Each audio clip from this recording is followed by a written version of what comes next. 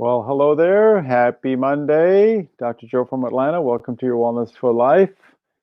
Hope you had a great post Super Bowl Monday. For some people, it's meatless. For some people, it's mindset. For some people, it's a money Monday.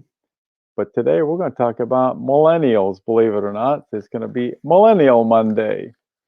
Anyway, I ran across an article, I think it was yesterday in the Sunday paper, that kind of caught my eye. And I thought, whoa, maybe things are starting to turn the corner for our millennials. About 5, 6 years ago, millennials and baby boomers, of which I'm in that generation, and my 3 kids are millennials, we were about neck and neck. 75 million baby boomers were aging and dying out, 10,000 signing up to the rolls of Medicare and Social Security every day.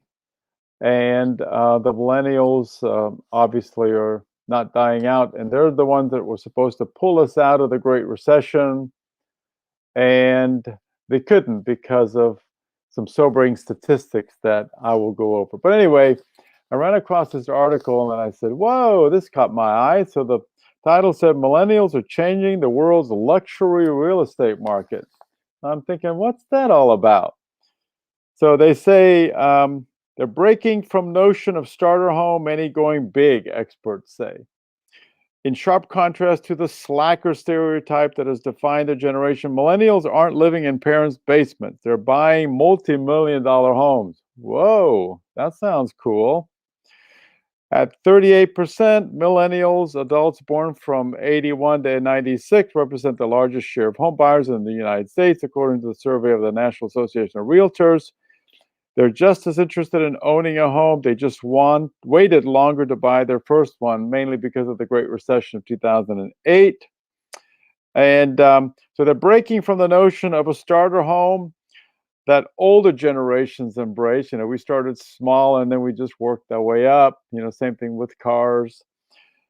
Wealthy millennials are going big. In the past, people bought a modest property, lived in it until starting a family, and then traded up to a larger property. Millennials are finally coming out of the gate, and it's not uncommon for the first purchase as a first-time home buyer to be a multi-million-dollar luxury home. Whoa. We're talking about like Aspen and a couple other ritzy places. So I came up with this title today. If it's going so well for millennials, they're all buying all these multi-million-dollar homes, maybe us boomers could be boomeranging into their millennials million-dollar homes. How about that? That'd be kind of nice. Instead of them boomeranging into our homes, what's a boomerang back into their homes if they're such buying all these expensive homes. So I went ahead, and that's kind of not the impression that I've had of millennials and how they're doing. So I actually did a story that basically said, are 62% of millennials living paycheck to paycheck? And the answer to that is yes, they are. So let me give you 9 statistics and facts about millennials that put this multi-million-dollar buying home spree kind of into perspective. So, number 1, the average millennial salary is just shy of $36,000. So that's about per year, $36,000 per year. So that's about $3,000 per month. You buy a $1 million home, even if you put 20% down, which they probably aren't going to do, because I'm going to come to that part. Unless they give you one of these interest-only loans or loans where there's no money down, then you got no skin in the game. We've been through that.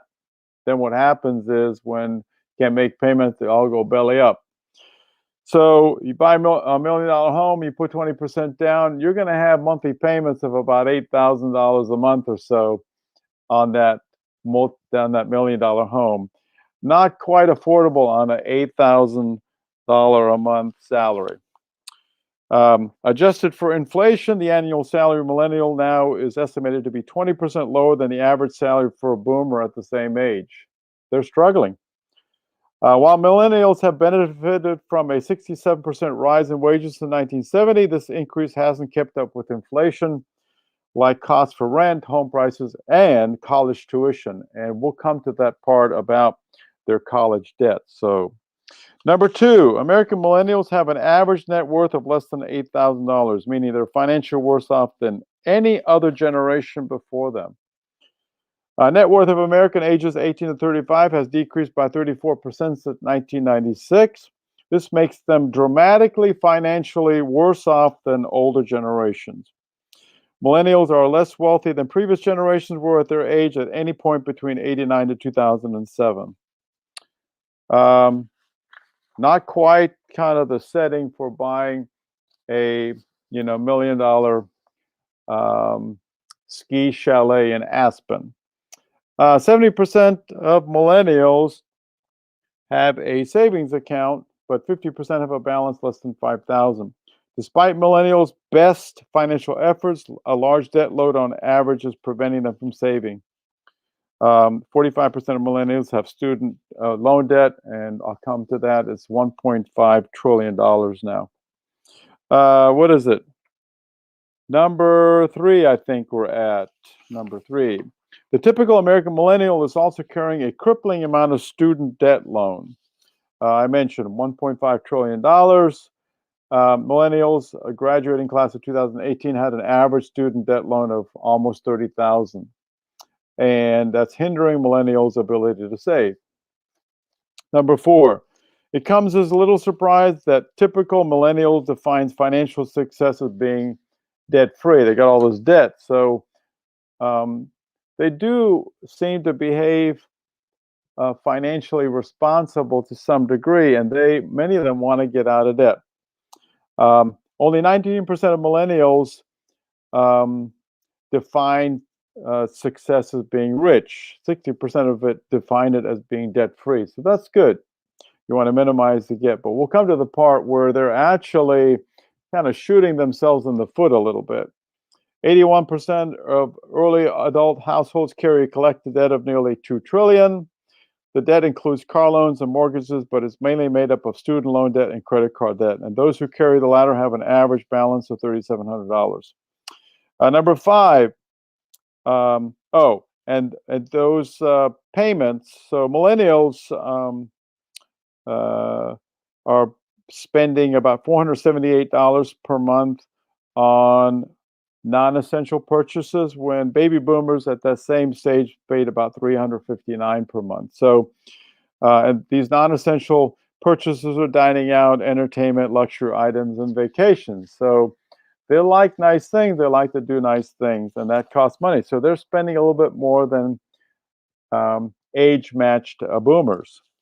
Number five, the typical millennial still receives financial assistance from a parent. 37% of millennials receive money on a monthly basis. More than half, almost 60%, receive money several times a year. Number six, millennials are renting longer and buying later, delaying home ownership. Again, that traces back to the Great Recession, 2008. It's hard to get a job. People lost their net worth, and they were competing for the same jobs, and a lot of millennials didn't get a job. 39% were more expensive. Homes were 39% more expensive than they were nearly 40 years ago. So millennials, again, for that reason, others are renting longer and buying later. It kind of goes against to this how millennials are leading the charge in buying these multi-million-dollar homes. I'm sure there are some out there, but it's probably less than 5%, or maybe even less than that. It may be the 1%ers, maybe the 1%ers of 1%ers. Number seven, the typical millennial is getting married later. They're taking more time to find the right partner. Prioritizing financial success is causing many millennials to marry later in life. The median age of a first marriage in the U.S. Right now is 27 for women and 29 for men. Back in 1980, it was 22 for women and 25 for men. So on the average of 4 to 5 years later, they're delaying getting married. They're waiting longer in their relationships, up to almost 5 years on average. Number 8, the typical millennial is also having kids later in life. So delaying marriage, you're delaying having kids. And when you delay having kids, you're delaying buying that minivan and that SUV, and you're delaying upgrading your house. You're delaying getting that new refrigerator, which then, you know, 75% of our economy is spending. So if people don't spend, the economy is kind of struggling. Delay in marriage leads to delay in having kids. The U.S. birth rate is at its lowest in 32 years. And being an obstetrician, I can second that. And more 30-something women are now having babies than women in their 20s for the first time ever. Whoa, that's a little flip.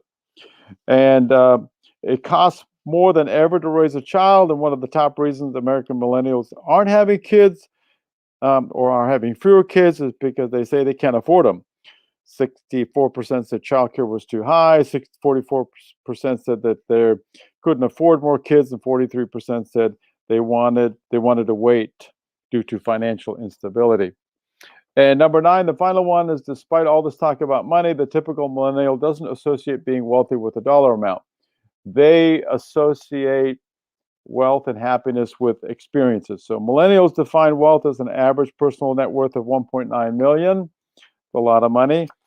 But again, they're not so money focused.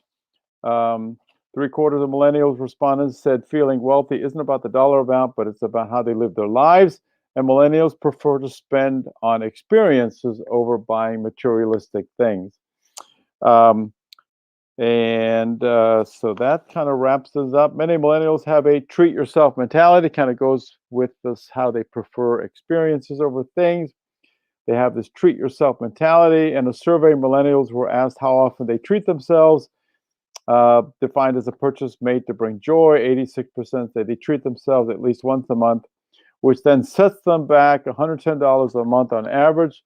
By the end of the year, then it sets them back $1,200, and you can see how you can balloon up your credit card debt. So that may be the truth of it. And I don't think that many millennials are buying million-dollar homes or multi-million-dollar homes. Some are, probably. They've got the entrepreneurial mindset, and they've got something going. And then the rest are struggling, which is probably the majority of them. So many of them need a side gig. Many of them need jobs. And some of them are just harder to come by. So you have any suggestions or need any help along those lines, send me a comment, send me a message, and we can maybe work on finding some of these side gigs for you. So Dr. Joe from Atlanta, welcome to Your Wellness for Life. Have a wonderful Monday. Meatless for some, mindset for some, money for some, and tonight it was Millennial Monday. Will the boomers be boomeranging back into the millennials' million-dollar homes? We'll wait and see. God bless. We'll see y'all tomorrow. Have a good night. Bye.